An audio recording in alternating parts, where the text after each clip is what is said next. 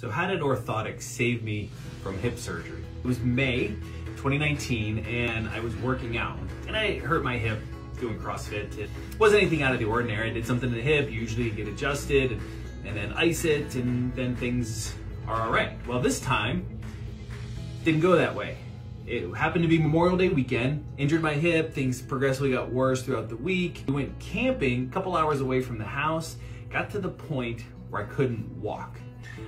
Got back to the office, got adjusted, new x-rays, new everything, things weren't getting better. I saw another chiropractor friend of mine, and does a completely different technique, and things weren't getting better. I saw a couple different physical therapists, talking to my medical doctor, 9 months of this.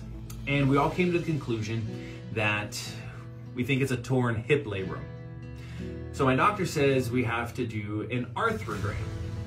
And if you don't know what an arthrogram is, where you take a big needle, shove it into your hip socket, fill it full of fluid, and then do an MRI. Well, that sounded terrible to me. But about the same time, a friend of mine had mentioned orthotics. And at that point, I always thought orthotics were just a bunch of hooey that chiropractors used for extra money in their office, but I was also willing to try anything. If someone said, hey, drinking goat pee might help, that I would have considered it.